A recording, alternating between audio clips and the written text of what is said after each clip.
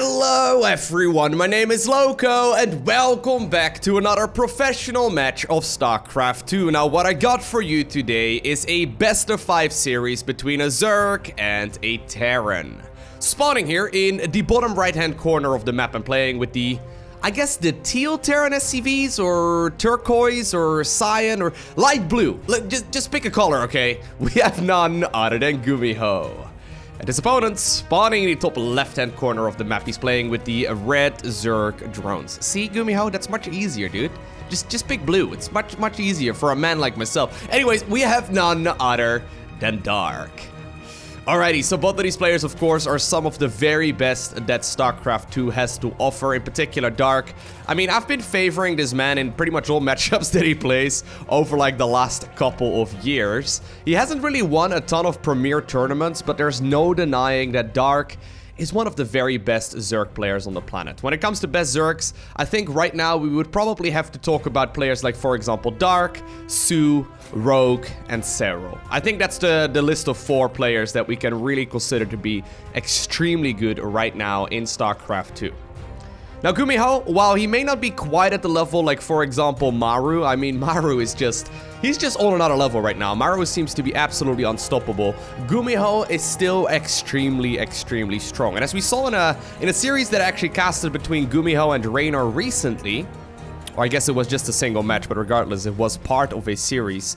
Gumhio loves playing that mech-based style against Zerg, so I'm curious to see if he's going to be bringing something like this to this series as well, because Gumhio is one of the players who really popularized mech a lot. A couple of years ago, nobody really played mech. Everyone thought it was kind of bad in comparison to playing that Marine Marauder medevac kind of style. However, Gumhio started mixing in medevacs with the mech-based army, dropping not only Hellbats, but also Thors and Cyclones and even Siege Tanks and Hellbats and all kinds of other units, while actually engaging main armies. Then all of a sudden, he made it look almost broken.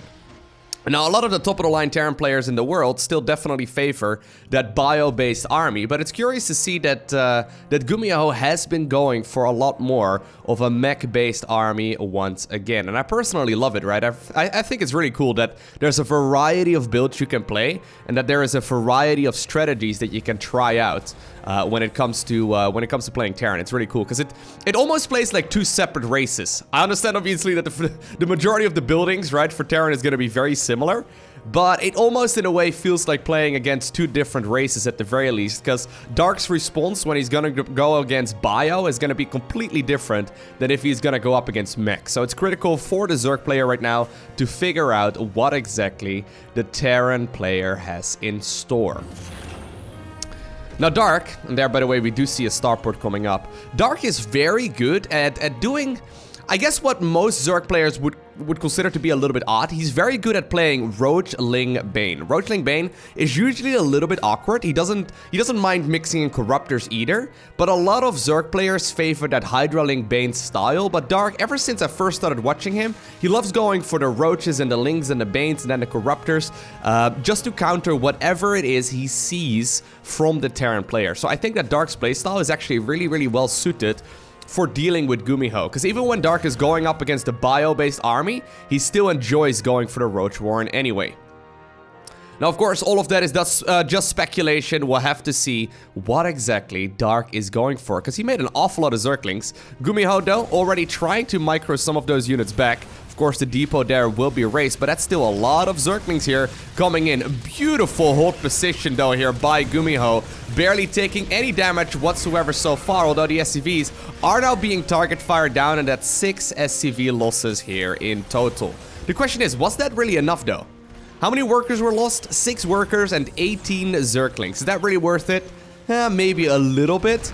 But it does mean that Dark is gonna have to remake those Zerglings to defend against the counterattack. And this is what I was talking about, right? 2 Cyclones loaded up into a Medivac. This is not something we see very often, in particular not from a starport with a tech lab on it, right? This is all just mind games that Gumhio is trying to play with his opponent, but there's no denying that at this point there's really not that much available for Dark to actually counter this. Now we do see his beloved Roach Warren coming up. There's also that Hellion accompanied right there with the Reaper, or I guess the Hellions accompanied by the Reaper. moving across the map as well. Gumhio wants to do some multi-pronged harass. I really like this.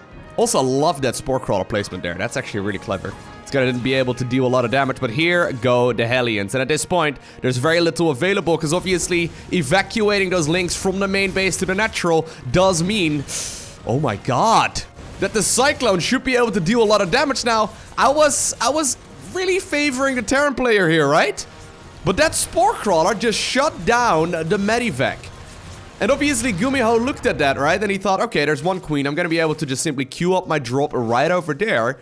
He did not anticipate a Spore Crawler in such a peculiar position. You might expect it over here, maybe over there, in case of like Liberator play. But this is a really cool spot that Dark just managed to abuse. This is what happens when players play against each other very regularly. Look at that, right? It's so weird.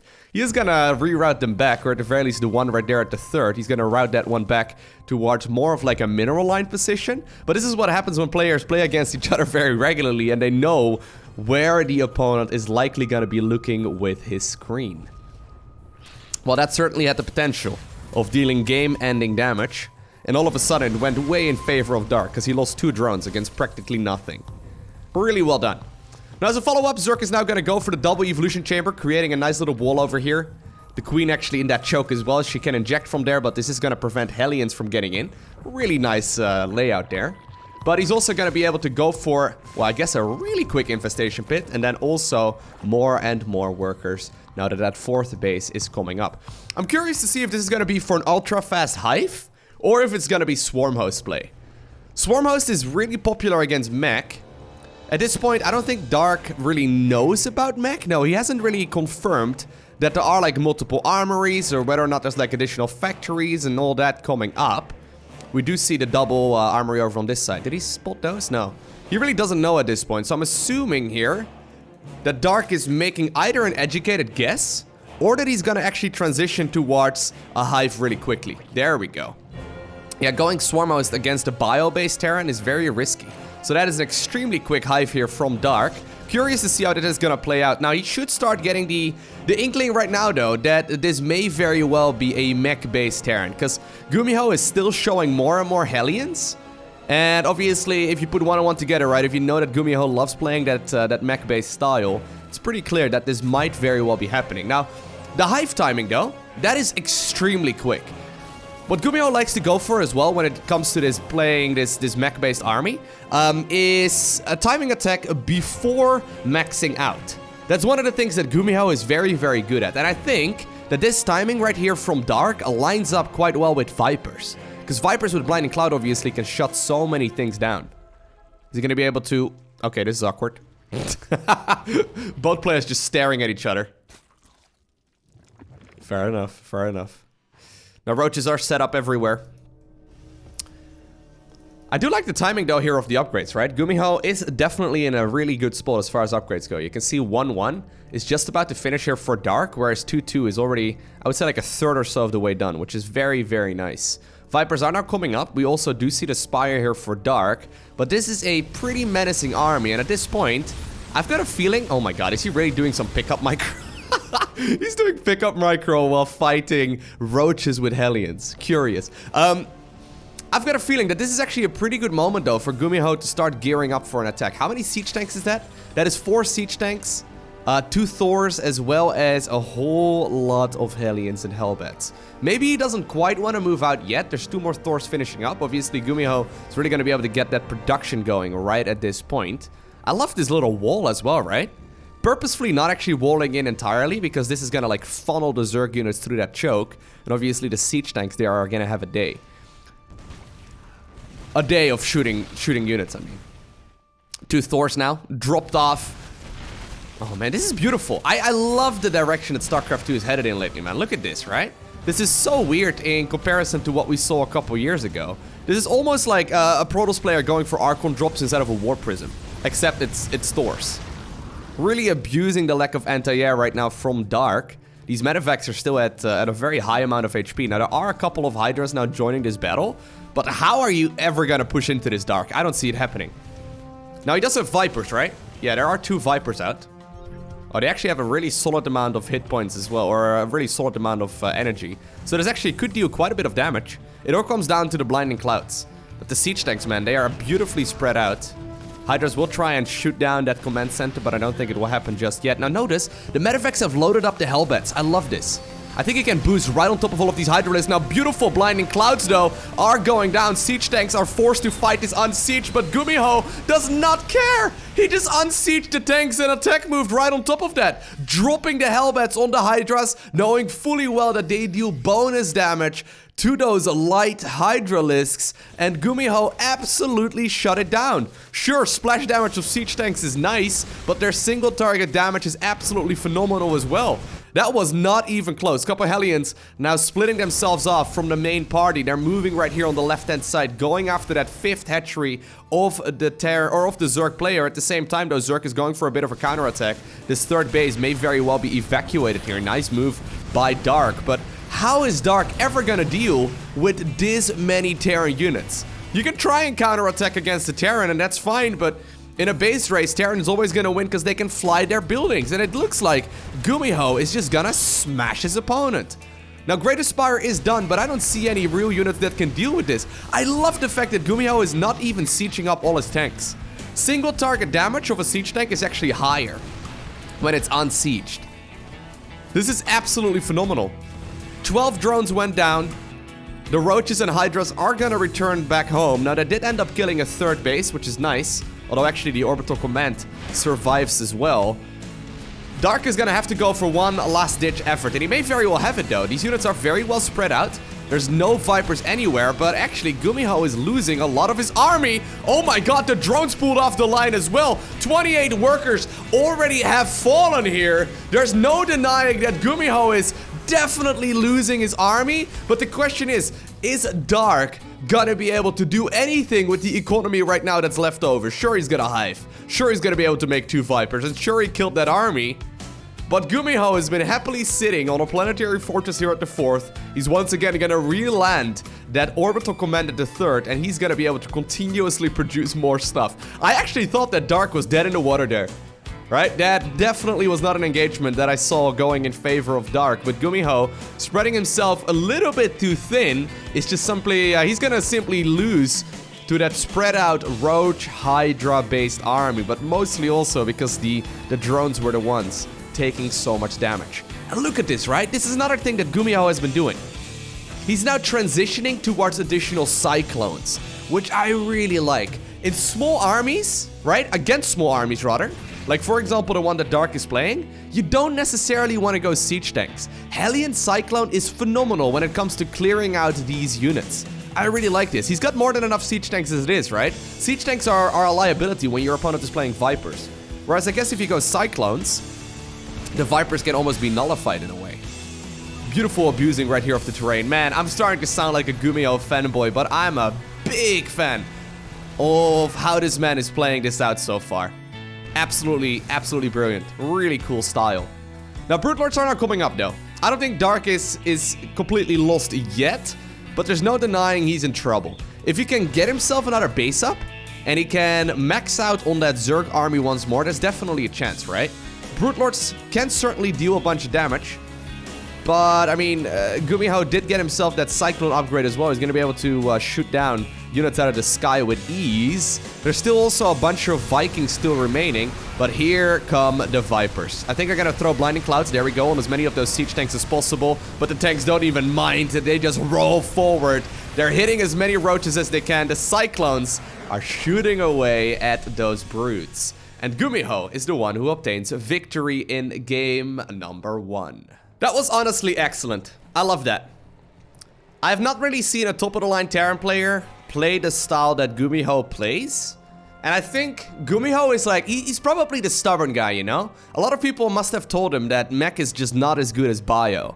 And even though that may very well be the case, we don't really know at this point, Gumhio is figuring out ways to make it happen. And I can't help but think of the next patch, right? The one that goes live after BlizzCon in like late November or so. I can't help but wonder how the game is gonna look then. Because a lot of units that in particular Terran uses when it comes to mech are getting a bit of an overhaul. For example, Thors are gonna be much better when it comes to dealing with Brute Lords. Cyclones are gonna be much more interesting as well. You can actually micro them a lot more. And I think all things considered, right? With the changes that are being made, Gumiho's playstyle is getting, I think, across the board, a buff. Now, there might be some trouble with, for example, Mutalisk. There might be some Mutalisk play that Gumhio could struggle against. So I'm actually really curious to see how that's going to play out. I'm actually also curious to see if Dark is maybe going to play some Mutas. He's excellent at that micro. But regardless, I'm obviously just guessing what the future meta is going to look like. But I really, really like the direction that Gumhio is taking these games in. Alrighty, so here we go. Game number 2. We're on Lost and Found LE. Dark, likely not too phased about these kind of games. The thing is, if you've ever watched the Dark interview, there's probably not a more confident pro gamer, okay? You put Dark against anyone, and in the early game interview, or like the pre-game interview, Dark will always say he's gonna win and smash his opponents. Like, he's very confident. He's like, oh my god, this guy wants to fight me? Does he not know who I am? I am Dark. It's kind of cool though. I like the confidence, you know. Some players are obviously not very confident in their abilities, in particular when they're going up against Dark, just because Dark is as good as he is. But Gumhio is showing us that he's perfectly capable of dealing a little bit of damage. This time around though, the Reaper is gonna move across the map. Gumhio feeling just a little bit safer, I guess. Dark hasn't shown anything super aggressive just yet in this series. As a matter of fact, he may very well be going for a third hatchery here already before the Reaper can really try and slow it down. Wonderful little move there. Ooh, the Zerg is trying to get this around there on the Reaper. Did you see that? Very cute control there by Dark. Very quickly boxing around his units, trying his very best to get that value. At the same time, 2 Marines were actually produced to shoot away at that Overlord, and this is nice. You know what I kind of would like to see out of Gumhio right now? A double factory play. Because the fact of the matter is that this first Overlord will not really be able to continue scouting here. And that means that, well, there is going to be a starport this game, right? But that would mean that Dark is not going to be able to know whether or not it's going to be a starport or a second factory. And the response you need to take against a second factory is completely different than if you were facing against a 1-1-1. Regardless, though, while I personally would like to see it, it's not going to be the case in this particular match. Reaper still at 0 kills. Just trying to tickle away at as many workers as possible. It's almost this gentleman's agreement, you know? Gumhio is trying his very best to kill a worker. He knows that Dark is likely never going to give him a worker just because Dark is too good for that kind of thing. But he's still trying, right? You gotta try. If you happen to get 2 worker kills, that is a massive lead at this point in the game. Alrighty, Roach Warren coming up here. So the question is Dark going to continue making drones? Yeah, he's going to continue making drones. Okay. I was just going to say, that seems like a pretty early Roach Warren. Actually, double gas now coming up rather soon as well. I think it was like a, I don't know, like a 325, 330-ish Roach Warren here. That is a good 30 seconds or so earlier than you would normally expect it from a player like Dark. Now, obviously, this could just be defensive. It might very well be because he ended up losing that Overlord and because he couldn't really scout what else is going on here inside of the Terran main base. 5 roaches are coming up blindly, and he is rallying them across the map. So he may plan... Yeah, that's 8 roaches here. He may plan on dealing a little bit of... 10 roaches! Okay, fine. Dark is wanting me to count, okay? I learned how to count. I passed elementary school, believe it or not, Dark. I know I've done math in videos before, but this should work out. Anyway, Gumhio is actually going for a bit of an attack here. Look at this, right? What is this? He made 4 Marines, and now a single Cyclone, and then a Medivac. Would that not look like a bio-based army? Well, it doesn't really matter, actually. He's just gonna transition out of this. I love this fact as well, though. Dark is not showing the roaches. This is completely unscouted at this point. The roaches are moving across. These medevac pilots are absolutely blind. They could not see anything else. Well, I guess right now, though, he knows exactly what's going on, as the Hellions will be shooed back home as well. And Gumhio is actually going to boost these units back at the exact same time. I like this a lot. Ooh, he's got to be careful. I don't know if he can just go through that. Yeah, I was going to say, that seems a little painful. Beautiful move there, actually. The Reaper throwing its grenade, jumping around that Ravager for a little while. And once again, I have to hand it to Gumhio here. He seems like he's in a good spot, right? Still, though, this is a very committed Zerg push, and Gumhio doesn't really have a lot to deal with this just yet. That siege tank is going to be a really nice help. I don't think that's corrosive bileable, right? That's a word now, bileable, in case you're unfamiliar. The corrosive bile, I don't think it can hit that siege tank. Plus, keep in mind that Overlord went down, so there's no high ground vision either. So if like another siege tank goes up over here, I think there is a lot of potential. Once again, the Liberator trying to be a little bit of a nuisance, forcing these units to move around. And I think Dark is gonna be in a world of hurt if he doesn't deal critical amounts of damage right now. Really like this position here for the Terran player. Still though, 2 supply depots here will go down, and a couple more do have that potential, but here comes that Zergling flood. Second siege tank up on the high ground right now. The first one does end up dying. Liberator covering that ramp. 14 SCVs do go down so far, and there is certainly a lot of Zerg still moving across the map. Only attacking units right now on that production tab. Once again though, the control has been absolutely great here by Dark. He's not really lost a lot, but eventually the Banshee should be able to shoo all of these units home. Okay, so it looks like this has been held.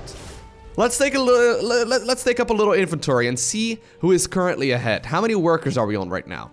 I see 47 workers here with 12 more coming up for Dark versus only 25 SCVs. Now Gumhio did get himself a really quick orbital command, which obviously made the defense a little bit more difficult, but it also does mean that he's going to be able to drop 4 or 5 mules here at the exact same time. So income-wise, yeah, Gumhio is definitely still not going to be in a terrible spot. He's now going to transition towards the double armory. I do think... No, this was actually not scouted at all by Dark. So I would imagine that Dark has the inkling that this is going on. But while it looked as if Gumhio had that build pretty much defended, he did get shot down there, right? And he ended up losing a lot more than I personally would have anticipated. Nice move there by Dark. Now, I like this a lot. You see that 4th command center now coming up here for Gumhio. Gumhio recognizes that he's not in a great spot eco-wise. And he realizes that he's likely not going to be able to go for that 1-1 or 2-2 mech-based timing that he likes going for. The one that he's been showing in a lot of prior games. I like the idea of him going for the 4th command center and just saying, you know what, I'm going to let the Zerg do whatever he pleases. He can do whatever he likes, but I'm going to be able to get myself an upgrade advantage because I likely got these upgrades going a little bit before my opponent. Plus, with 4 bases, I'm still going to be able to max out relatively early. That does mean, though, that Dark is going to be left alone here for a while, and it is shown right here, right? It is showing right here in the worker count. Right at this point, we see 73 workers for the Zerg player versus only 45 SCVs, and that means that the longer that this game goes on, right? Mules are nice, but the longer that this game goes on, the more and more it will go in favor right here of the Zerg, just because of sheer macro and production capacity. A little bit of a Hellion drop, though, inside of that main base. I like this. Any drone right now is valuable. Any drone kill he could get without losing units is going to be an absolute, ooh, beautiful, absolutely critical thing. The more damage he can deal, the better it's going to be for him. Keeping the Zerg player back is also pretty critical. Now, once more, we don't really see any kind of swarm host play. We see, once more, a really quick hive as well as a spire. Or I guess it's a relatively quick hive. It's, timer-wise, not very quick. I mean, 9 minutes into the game would actually be considered a pretty normal hive timing, but obviously, considering the early game, I think we can say that this is a rather quick hive. That does also indicate to me, though, that Dark is not really planning on pushing very aggressively. Yeah, he's just gonna go for the Hydra Roach style once again, and I can imagine, with this many Overlords finishing up, that he is just simply gonna sit back and produce as much as he possibly can here for another little while. Now, Gumhio, of course, did get himself that 4th orbital, right? He's catching up in economy. Plus, there we go, +2/+2 will be started immediately. That 4th CC is so greedy though, right?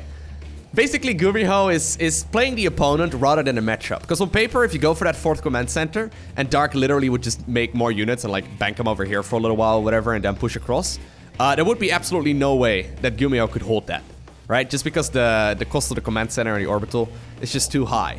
But he knows how Dark works, and this is, to be fair, how most higher level Zerg players work. They get a bit of an advantage, and when they are ahead, they try to get more ahead by making workers, right? By making more tech, by making more bases and all that. In this particular case, Gumhio did make a bit of a gamble, but I think all things considered, it's relatively safe. Relatively safe gamble to go for that 4th command center. But I figured I should probably clarify that, just in case you were curious, because he really did make that 4th command center off of like 4 Hellions at a siege tank or something, right? Which seems a little bit ridiculous. I feel like I'm gonna be in a retirement home one day just listening to the StarCraft music. Right? This is like nostalgia at its best. All the Terran music in StarCraft 1 and StarCraft 2 is extremely nostalgic. Once again, though, we see this Hive coming up here for Dark, right? He's got the Vipers. He's got the Greater Spire morphing in. He's got the Corruptors. Now, there are some Vikings here coming up as well. Gumhio is also producing a handful of Thors here, which I really like. In my personal experiences, Thors are absolutely phenomenal when it comes to dealing with pretty much anything that flies. They're really good at dealing with Brute Lords, in particular when they are in this high impact mode that these two are in right here as well. They're really good at shooting Brute Lords out of the sky, unless you get a Blinding Cloud on the Thors. Blinding Clouds are essentially the way to slow down Thor advancement. I mean, Thors are good, but they can be shut down relatively easily. And I've also found that if you, as a Terran player, right, rely too much on your Thors for anti-air, if Zerg gets like, I don't know, 15 Brute Lords, it's extremely difficult to kill them. You may have a lot of Thors, but it's very difficult to actually reach the Brute Lord. So Thor anti-air range is 10. The Brute Lords can also throw their little Brutelings at a range of 10. So it's the same exact range. So there is definitely potential for the Brute Lords to be microed. And, you know, if you have a lot of Brute Lords, the Brutelings can just block the pathing of Thors for a really long time. Well, here we go. That is an awful lot of Brutes, man. 8 Brute Lords right here and 2 of those Vipers. Now, Blinding Clouds are not being favored here. Instead, we see a lot of those parasitic bombs. This is an awful lot of Zerg that is dropping extremely quickly. Considering how far Gumhio was behind in this early game, he actually seems to be pushing through that. That Hellbat drop, once again, on top of all of those Hydralisks, just simply shut it down. That is so sick. That was really, really cool, right? Once again, Dark is going to be forced to reinforce with just Roaches and Hydralisk, which is fine, I suppose. Eventually, these Brutes should be able to clean all of this up, but the question is, how long is it gonna take? Because Gumihio's micro here in these medevacs has been absolutely on point. Microing against all of these Zerg units to the best of his abilities, it does look like, though, he's gonna give up the majority of this army. That's the downside of Terran Mech. It does not really retreat. Once these units left home, they either emerge victorious, or they were gonna be shooed all the way back home. But I think I now understand why I noticed that Raynor was playing extremely Roach heavy against Gumhio. Right? He must have been seeing these games or something, or he must know the tendencies that Gumhio has. Because as soon as there's a lot of Hydras in the composition, he just simply puts the Hellbats inside a medevacs and then drops them right on top of the Hydralisk. And the Hellbats just make short work of Hydras. That is so sick. Really cool stuff. I really like this, man. Gumhio's style seems extremely well-rounded. It doesn't really seem to have a particular weakness. I mean, if you go for Swarm Host, he's gonna go extremely Hellion, but also Cyclone heavy. I really like this. It's really cool. Like, I think what we're coming down to, right? What we can conclude here is that unlike the majority of the Terran players that like to play mech, Gumhio doesn't make that many siege tanks. Most Terran players love to get like as many siege tanks as they can. But Gumhio is really not getting that many. Like, he's getting them, obviously, right? You need to get yourself some siege tanks. But it's mostly there for zoning and to, you know, I guess, control terrain, right? Not so much for dealing a critical amounts of damage. Because even when he's got him, he's been fighting with them on siege. Man, how many Hellions is that? That is 28 Hellions. Jeez. He's making 10 Cyclones at once. What is this? Who is this man? I'm starting to love this style, man. It's so sick. Look at a hit squad of Cyclones moving around here, trying to kill a base. They kill bases extremely rapidly, of course. Not overextending. Beautiful. I love this. So sick. I've got a feeling that not only me, but a lot of you are probably also gonna become a bit of a Gumhio fanboy after seeing this. Because this is epic, man. Like, you gotta keep in mind that none of the other top-of-the-line Terran players... Man, is that actually... Yeah, these Cyclones just killed a base over here. But none of the top-of-the-line Terran players, like, for example, Maru, play this style. It's completely different. Maru loves playing the Bio army. Now, he does play mech from time to time, too. And he may very well start doing it more if he sees the success that Gumhio is having with this army. But it's cool, man. I really like this. So unique, so creative. But I guess also really well thought out. I mean, I say creative, but this is obviously the result of, like, years, literally, of practicing and learning all the different scenarios. And look at this army, man. Dark's force is trying to deal some damage. This is almost dirty. The Cyclones are just powering through. What the heck do you even do right now, right? Because the Cyclones, when you think about it, they're going to be excellent when it comes to fighting Brute Lords as well. Unless there's like a lot of Brute Lords. I guess you just go really Hydra heavy. But then if you go really Hydra heavy, once again, the Hellions and the Blue Flame are going to become a bit of an issue. Because they can just roast all of this. And there we go. Apparently Gumhio is already thinking about 2 steps ahead. He's producing a ton of Hellions at once. Alright, alright, alright. So Dark, he's up with his back against the wall, right? At least that's kind of what it feels like. But he does still have all the economy in the world. He can make whatever he likes. He's got really good upgrades. And he's slowly trying to expand to more. Smart surface, baby. He can move those units around and switch forms on them extremely rapidly. This is epic, man. I'm really liking this. Okay, so the Hellions are just simply roaming on this side, but they're also controlling a base in the bottom right-hand corner. You see what Gumhio is doing? Normally, Terran players have a lot of trouble securing past the first 4 bases.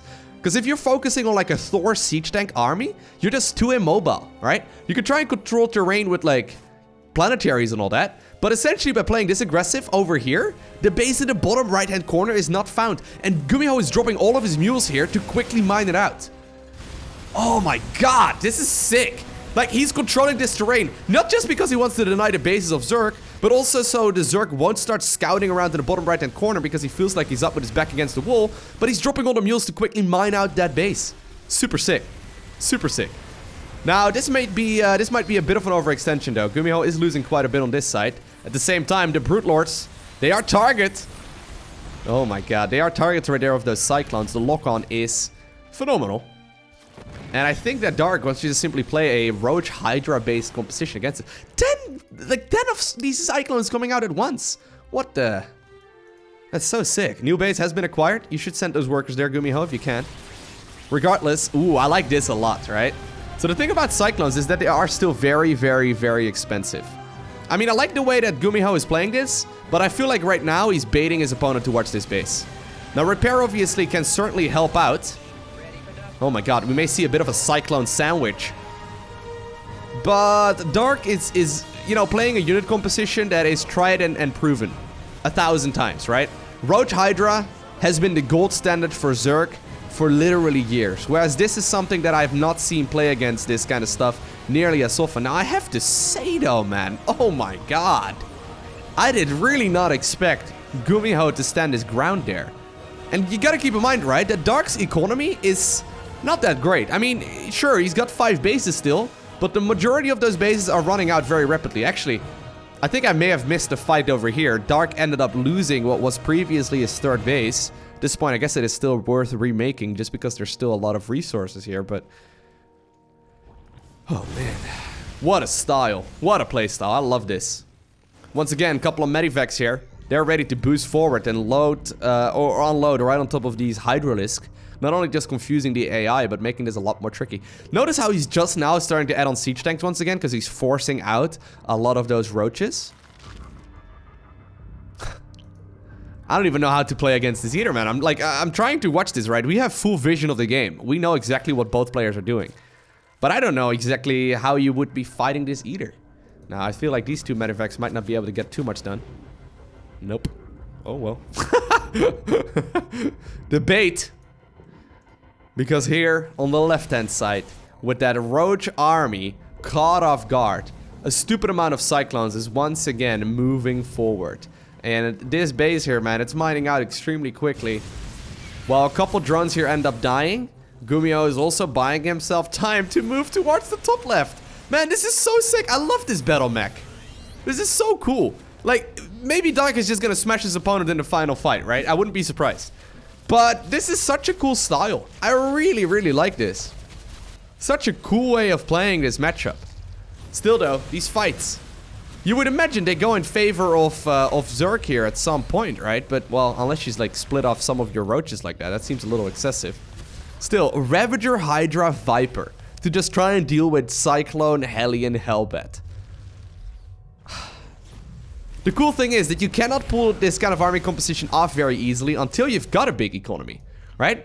Just because of the fact that Gumhio is able to produce like 10 Cyclones at once is the reason why this is even viable. I feel like I need to start switching into like something else though, right? Like Mass Liberator or something would be really sick. Well, there we go. Blinding Clouds really shutting down a lot of this army. Oh my god! The majority of that Terran army is not doing anything, just simply botching up against each other.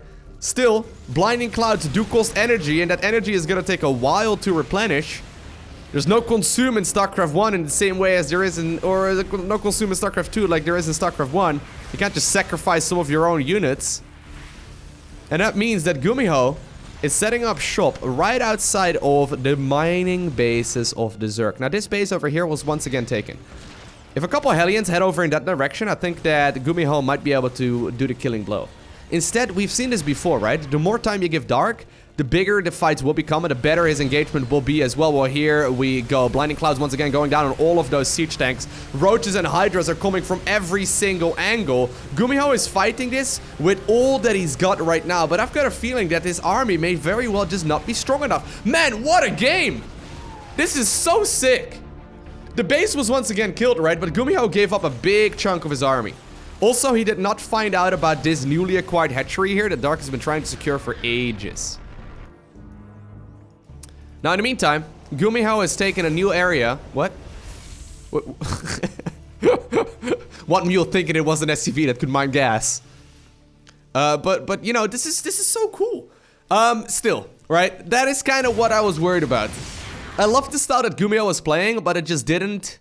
It didn't have enough sustainability, I suppose. You know what I mean? Like, there wasn't enough firepower in there. Siege tanks with that zoning and stuff make a big difference.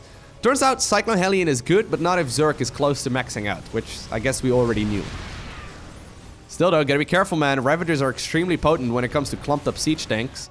Are the Vipers still alive? Were they killed? Yeah, it looks like the Vipers were killed. I see no more Vipers. Just fighting this with Roach Hydra though is a very difficult thing to do. Oh my god.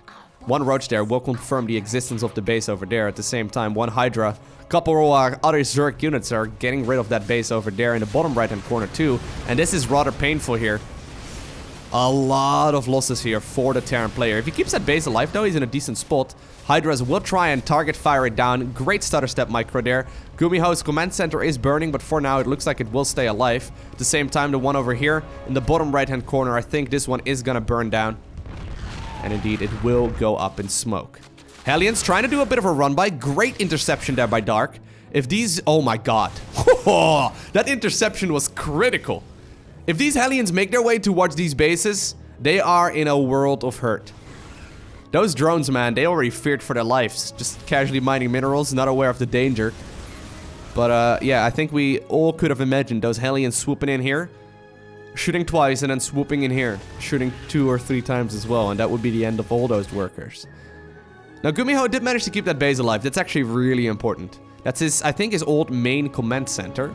All things considered though, Gumhiho's economy is kind of unexciting right now. I love the way that he's playing this though, man. It's so sick. Who the heck is doing, like, drone harass at the 24-minute mark? Right? Are you kidding me? And this is only game 2 of the series. We're not done. We're not done. Oh my god. Siege tanks. Ooh. Providing so much value. Once again, Dark forced to go back into this Viper.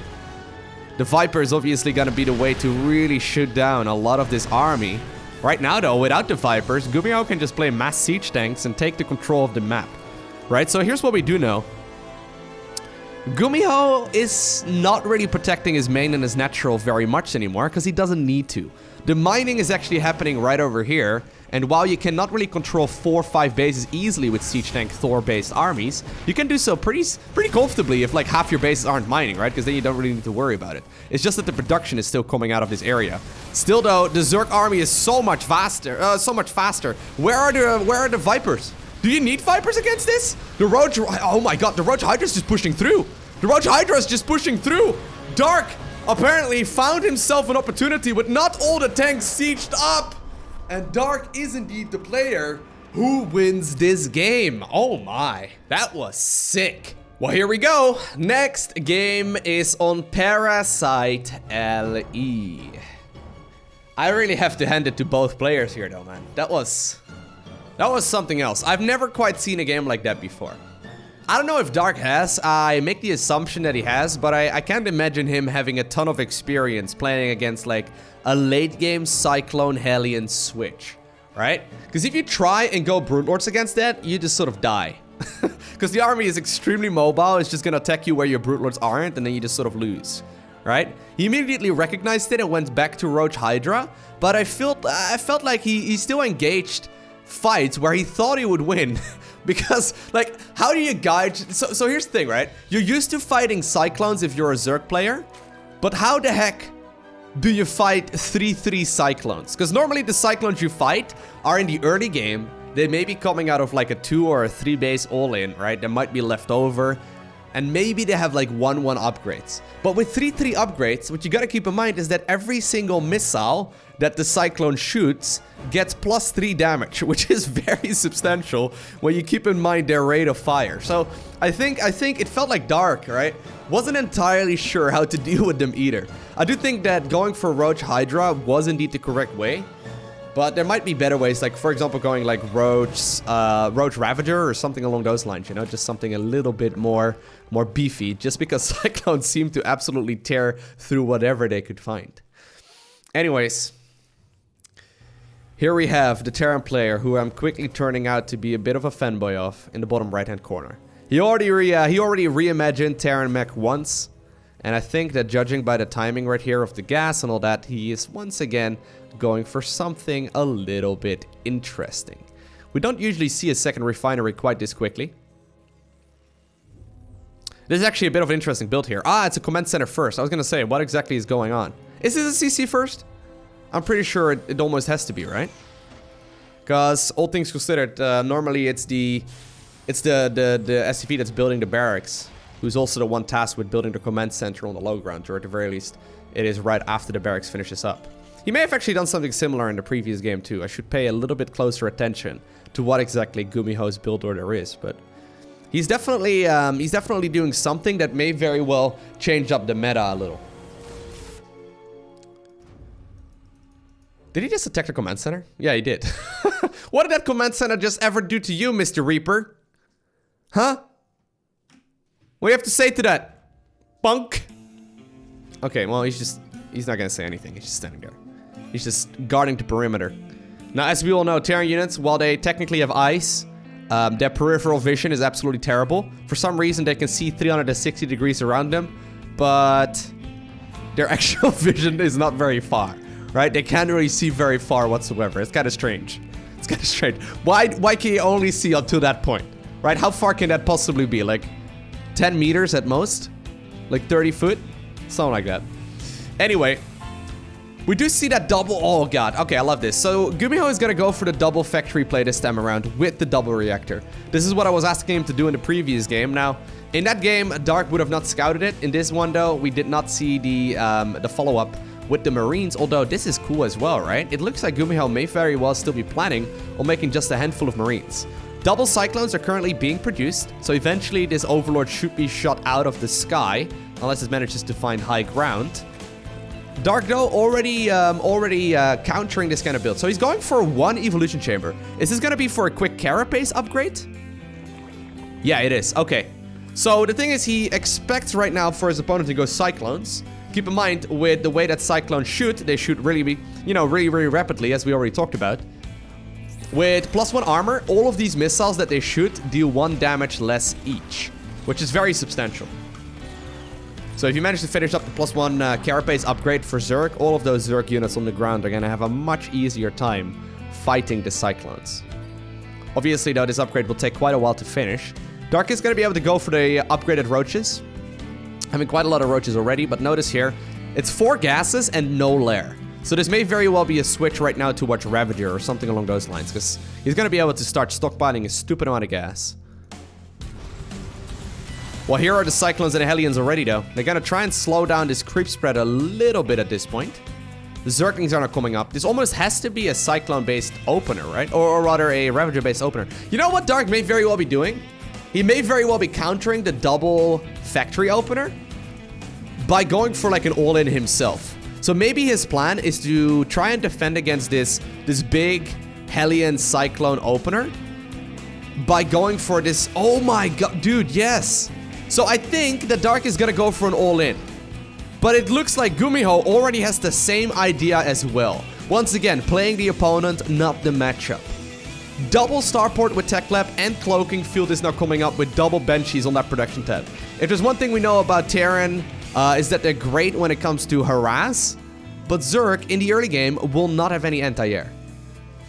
And I think that these units, oh my god, right now Gumhio confirmed it, right? He saw that there were no drones at the third. That's all he needs to know. These Hellions will have to pay for that information with their lives, but I think it is pretty much everything that is needed. The Roach Ravager Ball, with the Zerglings as a follow-up, are now moving across the map. The thing is though, the Banshees are already here as well. Small clump of Cyclones, as well as a whole bunch of Hellions, split themselves off from the rest.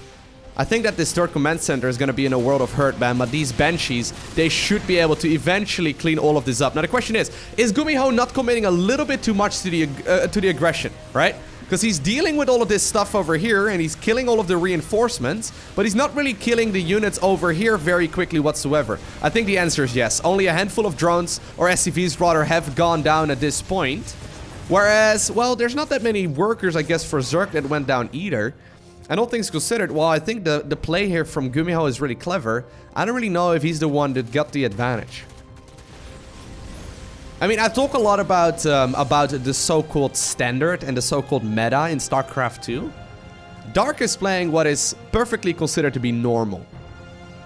Right? Maybe this is a little creative with the 4 gases and then the heavy focus on Ravagers, but he's playing something that is very orthodox in the early game. And this kind of shows why it is considered to be the norm. He's absolutely smashing all of these engagements, even though it seems like he's unprepared. The Banshee control, though, so far has been good. These Banshees definitely paid for themselves. I love the creativity, though, that Gumhio is bringing to this series. But I've got a feeling he's going to have to transition towards something a little bit normal. Now, I say that, and I can't help but notice there's Hyperflight Rotors on the production tab. The speed upgrade for the Banshees. He's gonna continuously queue up more Banshees here as well. Oh god. Mass Banshee. Very interesting.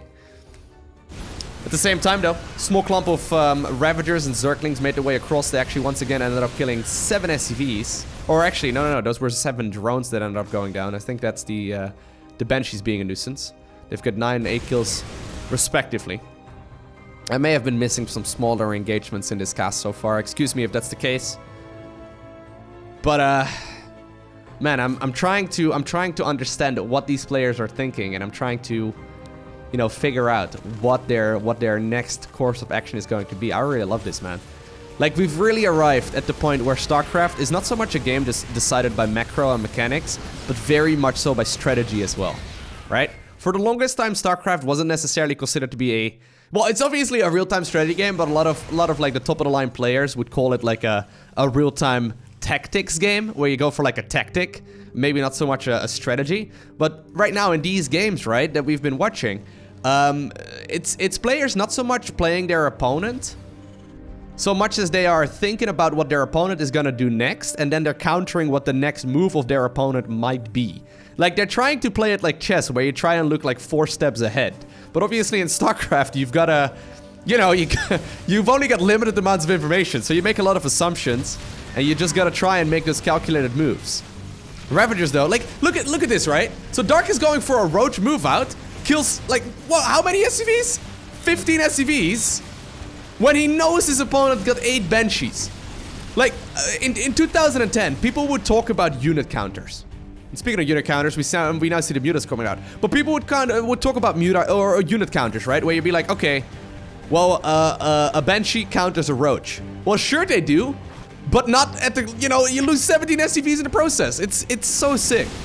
Unit counters are not nearly as critical, man. More stuff beats less stuff in many of the scenarios. Now, these mutas are gonna catch him off guard, aren't they? Hyperflight Rotors is done, so he's gonna be able to get on out of here if he wants to, but man, are these Banshees getting shut down.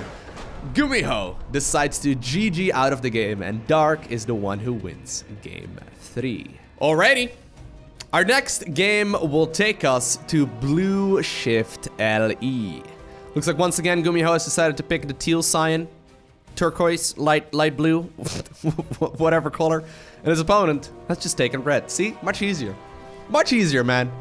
Much easier. Although I guess, you know, for all intents and purposes, the color is not nearly as important in in a Terran versus Zerg. It's pretty easy to see which, you know, which race are the bugs and which race are the humans and the machines and stuff. Now this time around though, Dark knows he's got a little bit of wiggle room. He is gonna go for a little bit of Zergling cheese. Alrighty. So extremely quick gas guys are there from Zerg. We see the spawning pool coming up as well. The question is he gonna commit to a baling nest? We did see this kind of style a lot a couple years ago. These days it's not very common anymore because once again the so-called standard for Terran shuts down baling busts basically by default. Right? If your control is good enough and you scout well enough and you send the Reaper across and you maybe go for an SUV scout and you send the first 2 Hellions to confirm the 3rd base and all that, right? If you do all of those moves, on paper you got this build countered. The thing is, Dark must have realized it as well. He's like, wait a second, you have not been sending your Reaper across the map. What if I just simply go ahead and make a bunch of Zerglings with speed really early on? Can I just kill your command center that's building on the low ground? I think that's what he's going for. So 6 Zerglings here are coming up. I wonder how many he's going to commit to. I think it's probably going to be like 10, 12 or so. He could go really aggressively into it though, but judging by the fact that he pulled drones out of the gas geyser, I think he's planning to expand off of this. Well, he's still making non-stop links. Maybe I'm mistaken. Overlord is now coming up. And I like this a lot as well, right? So the Zerglings are bypassing any kind of potential Reaper scout. Speaking of Reaper Scout, this time around, it is ready to cross the map. Still though, the command center is now being built here, and Dark will see this Reaper leave. That's a big deal. The Lynx are just waiting for their brethren right now, but they are gonna go down towards the low ground. Also, no Marine follow-up here for Gumhio, so he is most definitely gonna be in trouble.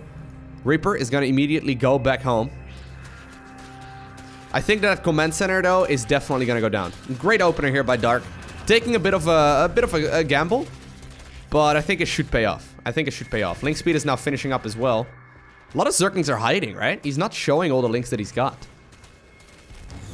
Yeah, that's nicely. Oh my god! If he could get if he could get underneath that factory, man.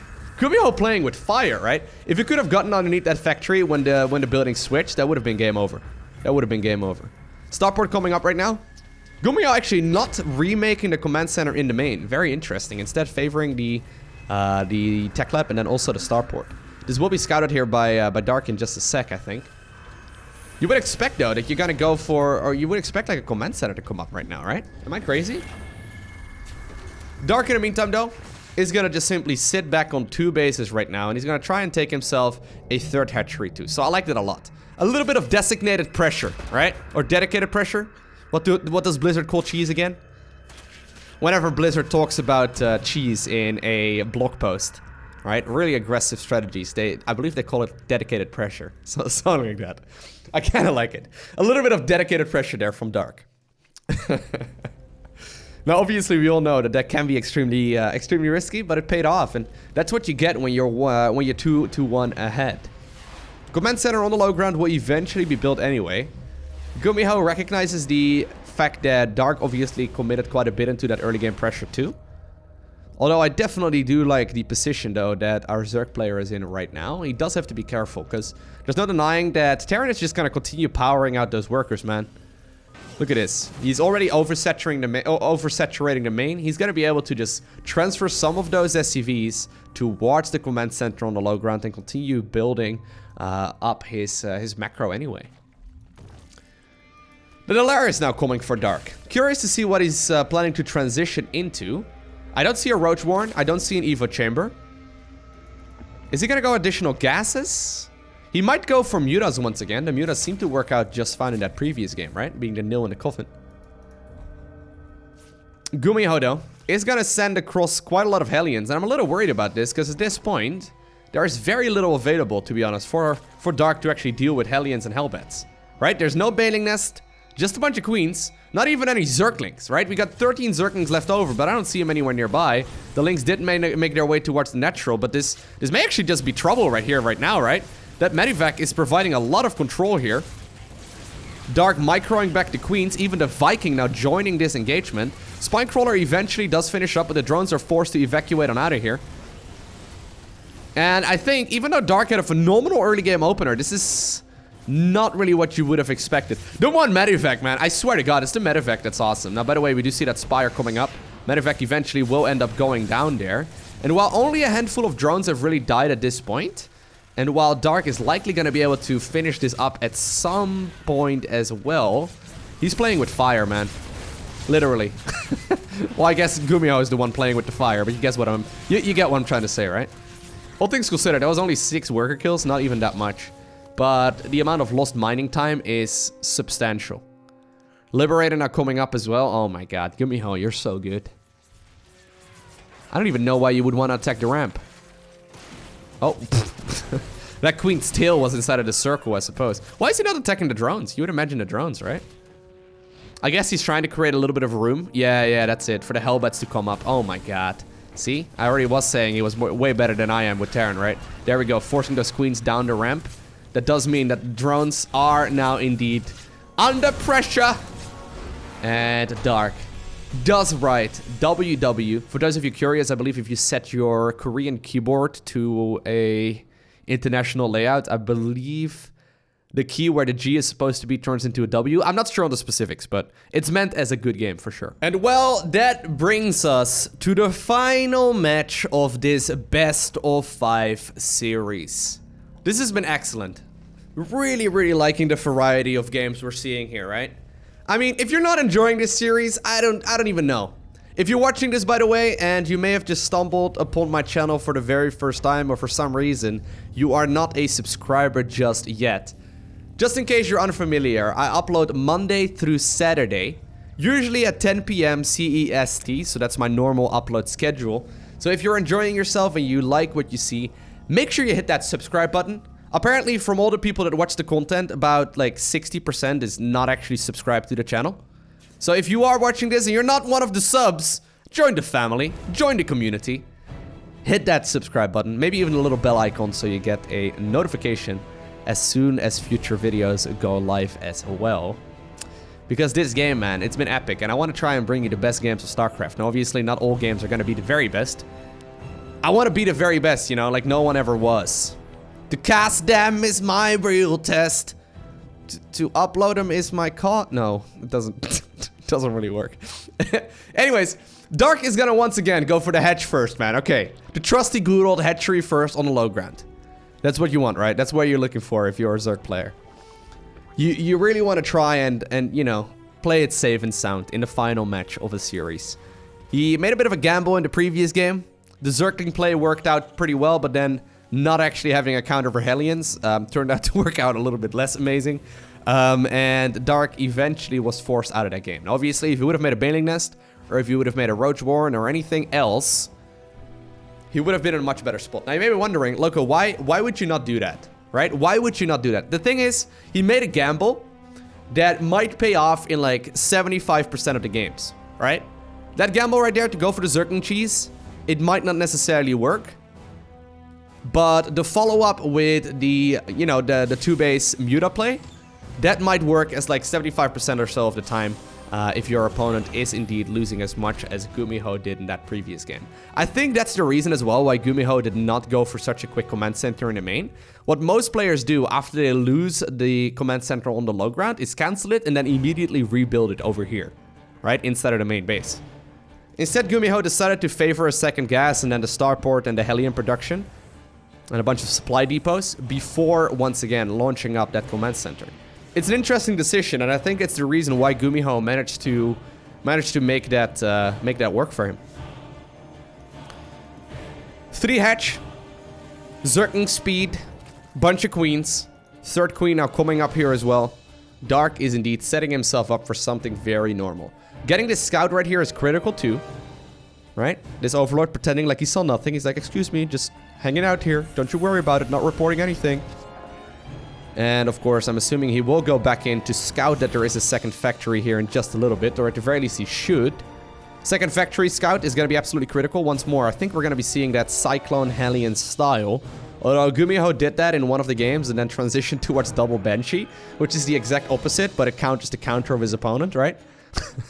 It counters the counter of Cyclone Hellion and Roach Ravager if you go Banshee, so apparently that's the reason why he made that switch. It's also showing like a sign of mutual respect though, right? If both players know that they're likely going to be able to counter each other, and you give the respect of your opponent countering your counter, that you're going to counter his counter once more, right? You following? It's cool, man. We're going to have to like see where StarCraft goes over the next couple of years, because the mind games that are being played are very important. And you got to keep in mind that these players play against each other, not just like regularly, but very often and for many years. So you know that these guys will be facing off against each other probably nearly daily on the ladder. I mean, you know, both Dark and Gumiho live in Korea. They participate in similar events. I wouldn't be surprised if they like practice in custom games regularly as well, just because that's what a lot of programmers like to do. But they're obviously both top of the line ladder players. But regardless, hold that thought, because the Hellions are trying to make their way into that mineral line. So far, the Zerglings and the Queens are doing a great job, but I'm not sure if this is really worthwhile, right? Gumhio ended up killing one worker there. He also ended up killing a whole bunch of Zerglings, which is nice, I suppose. Eventually, these Hellions will be cleaned up, but that most definitely was a fight that went in favor there of Dark. Because Dark right now is going to make a bunch of roaches. He once again has that armory upgrade, or rather that armor upgrade here coming up. 4 gases? No, this time around only 3 gases. You see that? So Dark is scouting the exact same thing as he did previously. This time around, though, he's not gonna go for the 4 gas. And I think he should, honestly. There we go. Okay, so the 4th gas is coming up. But Dark does look like he's not gonna commit like he did in that previous game, with the heavy focus on Ravagers, right? Whereas I think in this game, it might very well be paying off more, because Gumhio did not go for the Banshee follow-up, and instead decided to go for the command center right here on the low ground. This is, I believe, unscouted for now by Dark. Yeah. These players, man. Gumhio making a pretty big gamble there too, right? Because he knew his opponent countered it brilliantly. Like, he countered exactly this style from Gumhio when he went for the massive Ravager Zergling cheese. And this time around, Dark is just not going to make that switch, because he knows there might very well be Banshees underway once again too. So this time around, the lair is much faster, so he can get his Overseers out if he needs to. And he's got himself 4 Queens now too, which is enough to deal with the first 2 to like 4 or so Banshees. Nice play. Nice play. I like it a lot. Now, I also want to compliment Gumhio here on the way that he's been playing this. Not just because his playstyle is very unique and very cool, but also because he literally has not played bio a single time. It's all mech. So that must mean he does think that this is a legitimately good style, right? Sometimes we see players making that switch towards what they feel most comfortable playing in the final game. That's what we see most of the time, actually. So apparently for Gumhio, that is going to be a mech-based style. Now, I like this too, right? Dark mixing it up. Going not just for the roaches, but also going for Mutalisk. Mutalisk can... Well, I think it's Mutas anyway. I don't think it's Corruptor. Mutas can definitely turn the tide of battle very easily. Not a quick Hive. Not a Swarm Host. Not a Hydralisk again. Instead, we see Mutalisk. Curious to see how this is going to play out. Now, this is going to be countered very easily. Matter of fact, though, inside of that main base, it's going to drop off 2 of these Cyclones once again. Cyclones are going to be a bit of a nuisance. Will they scout the Spire? Well, the Spire is over there. I don't think it's going to be spotted just yet. Hellions, once again, trying to deal whatever damage they can. So far, though, it's only a couple of worker kills, and the longer that this goes, the more gas will be saved up, right? Dark is now sitting on 900 gas almost. I think he's going to plan on making like 9 Mutas or so, although he was forced to make in one Ravager. Still, 9 Mutalisks are now coming out. 2 Thors, though, are already coming here as well. That is so interesting. So we see 3 siege tanks here from Gumhio. And where most meching Terran players would then just add on until like 5 to 7 or so siege tanks. Instead, he's making the switch towards Thors already. And look at his timing. The 9 Mutas are coming out right now. The 2 Thors are coming out right when the Mutas can arrive on the other side of the map. Look at this. I mean, the Mutas are now being used even to shoo away these Hellions for a little while, but I've got a feeling that these Thors are going to be able to deal with this just fine. Now, he does need some Medivacs. I kind of wish he would counter or cancel those Vikings and go for Medivacs instead so he can pick up some of these Thors. Well, I guess there's still 1 Medivac left over, right? So that's a nice little play there. And with those in place... Oh my god, these Mutas are gonna be shooed back to oblivion. Now, one thing you do, right? When you play... Oh my god, he's already ahead of that too. One thing you do force when you play Mutas is Thors, right? Now, Gumhio only made 2 Thors. Because if you're forcing Thors, your opponent is not making siege tanks, and that means the Roach Ravager counter is excellent. However, we see 3 siege tanks now in the production tab right here for Gumhio and more medivacs to just make sure that his Thors will continuously deal damage.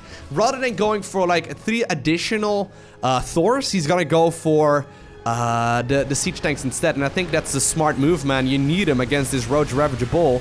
Still, this is a very scary Zerg push. A lot of damage is being done, but if there were 3 more Thors and not 3 more siege tanks, I think that this army would be in a world of hurt. Now, one of these Thors will be picked off, so these mutas might be able to continue the damage for a little while longer. Gumhio, once again, though, not sieging up the tanks, and he holds like a champion. That was great. Now, Dark looks like he's committed, though. He is now going to transition to an infestation pit, so I think he's recognizing that he might not be able to win the game here. Mutas trying to be a bit of a nuisance. I like that. Thor, though, should be able to get rid of them. Still, like, this is not an army that Gumhio can really win the game with right now, or rather an army that Dark can really win the game with right now. I think he has to transition towards either Swarm Host or Brute Lords or anything along those lines. Because fighting this head-on can work, but man, that's a lot of siege tanks. Not even sieging them all up is the brilliant part here, man. Whew, I love that. So sick. Well, I say that, maybe I was talking a little bit too soon, but the amount of damage, though, that's being done right now, man. The pickup micro here as well by Gumhio is just phenomenal. He's microing his Terran units like they're Protoss units with a War Prism, you know? It's almost as if Gumhio was watching the game that Haas was playing, and Haas was showing us some sick War Prism micro with Immortals, and he's like, you know what? I can do that too, except for Medivacs. I know my units can't be picked up at range, but I've got boost, so I'll show you what I can do with that. Isn't this cool, man? I try and explain to you why it's cool. I hope I do a good job. Man, this is so sick. The Roach and Ravager trying to come up from a bit of a different angle. They're being now intercepted, though, by, of course, a Thor drop. Because why would you not have a Thor drop? Now, these Thors are not in high impact mode. Beautiful target firing there, actually, on just one Ravager. I like that. Ooh. But, yeah, as soon as they move over to high impact mode, he can start continuously dealing damage. Now, I like this. Dark going for a bit of a switch. He's got a bunch of Swarm Hosts coming up. 7 already, 8 more coming up. So that's 15 Swarm Hosts. Guys, I did it. I did it. I did math in a video. Incredible. Didn't even mess it up, I think. The thing is, though, I've seen this style before from Gumhio. So as soon as he recognizes that it is Swarm Host play, he's gonna go heavy, heavy Hellion. The Blue Flames are absolutely phenomenal at dealing with this army. It's just very difficult to manage it if you are the Terran player. It's very easy to mess up. Right now, well, these Swarm Hosts will be spotted. You gotta keep in mind as well that Gumhio's army is actually maxed out. And this is kind of unfair in a way. The thing is, supply-wise, Terrans are gonna be in a much better spot here than Zerg. Army supply is looking really good for Zerg, but it's really not that menacing. Roaches take 2 supply each. Swarm Hosts take 3 supply each. Plus, they don't even really have good fighting there. Gumhio, though, making the call right now to just simply lose that 4th command center, and instead he's chasing down some of these Swarm Hosts. Interesting move. At the same time, the Roach Ravager Bull is being cut off here. I think that this army may very well end up falling. Great Corrosive Bowels, though. Really slowing down that army quite a bit. But all things considered, right, I do not mind this whatsoever. Once again, the Thor's being picked up there right when the Locust wave comes forward. And Dark's army did get pushed back. I'm starting to get a little worried here, though, for the Terran player, right? He's done an excellent job defending so far, and I can't compliment that enough. He doesn't have a big economy anymore. Only just now is he going to start up that 4th. So this push right here is definitely meant to deal damage. But the thing is, man, he's been dealing so much damage already. He's been trading so extremely cost efficiently. As long as he deals with the Locust Wave, I think he can actually potentially close this one out right now. But it's going to be a very difficult call to make. The Swarm Host trying to get in position. The Roach is shooing away. But once again, these Thors, look at them target firing down those units. There's just not a lot of anti-air. The majority of this Zerg army, the anti-air that it has, is coming from the Queens. The pickup, once again, forcing the Locusts to come to the ground. The Thors shooting the Locusts out of the air. And right now, they're landing on the top of Blue Flame Hellions. Speaking of Blue Flame Hellions, A bunch of them just killed the base over there as well. Now the Liberators are out too. They're gonna zone a lot of these units from where they can come from, right? That means that the Netro is essentially wide open. Oh my god, Gumhio. Gumhio is behind in supply, right? He's behind in supply. He's got that 4th base right now, which is nice, but look at the minimap. So many Terran units are making their way across.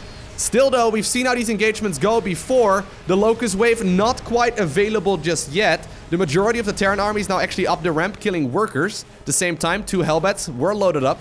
They're gonna go after the mineral line there. But Gumhio is now taking control of his opponent's high ground. Look at the micro on these Thors, man. They're so low. One Thor ends up falling. Second one does stay alive for a little while longer. Another Locust Wave is now available as well. But the Medevac picks up the Thor that was target fired down. And while I do think that this Terran army eventually will be forced back home, the amount of value that Gumhio has been getting here is absolutely ridiculous. Look at the units lost. Oh, jeez. Like, Zerg has been mining a good amount more than his opponent, right? But I don't know if it's that much more. The cost efficiency here is ridiculous. So cool. So cool. And you gotta keep in mind, right, while this is all going on, while Zerg does have a hive, they don't really have a great Aspire, they don't really have anything to show for it right now. What are the upgrades like? The upgrades are currently 2-2 plus... Okay, so actually, upgrade-wise, Dark is in a good spot. This also shows the level of play from Dark, by the way. Weaker Zerg players would have forgotten continuously upgrading here, because you're under so much pressure. He's been showing us, though, that he's perfectly capable of handling this. The Corruptor's now out, too. They're gonna be good at picking up and forcing the majority of this army away. I think now with the Medevac leaving this Thor behind, I think eventually this Thor is gonna be killed. And while it's not gonna go down without a fight, well, I say that. Ultimate BM, drop the mules. Okay. Repair the Thor. While that fight was going on though, right, Gumhio secured himself a 4th base once again. He macroed up another army, and he's once again pushing through the center. Man, the fact that Dark has somehow found a way to replace this creep is pretty sick, right? That creep would have not been here if it wasn't for, like, him being one of the strongest players on the planet. Now, the boys are already showing themselves around the corner, though. This is when you know you're in trouble. If you are a Zerg player fighting this much army with just a bunch of roaches. Yeah, Dark doesn't even want to go there. And Gumhio is the one who obtains the victory. What an excellent series. I genuinely hope that you enjoyed watching this. That was really, really good. Like I mentioned, if you're new, hit that follow button or hit the subscribe button so you can follow the channel. But for now, man, I want to thank you for watching. Have an amazing day. Do not forget to smile, alright? A special shout out to the Patreon supporters. Thank you guys for your generosity and thank you for helping out the channel directly. But I will see you once again in the next one.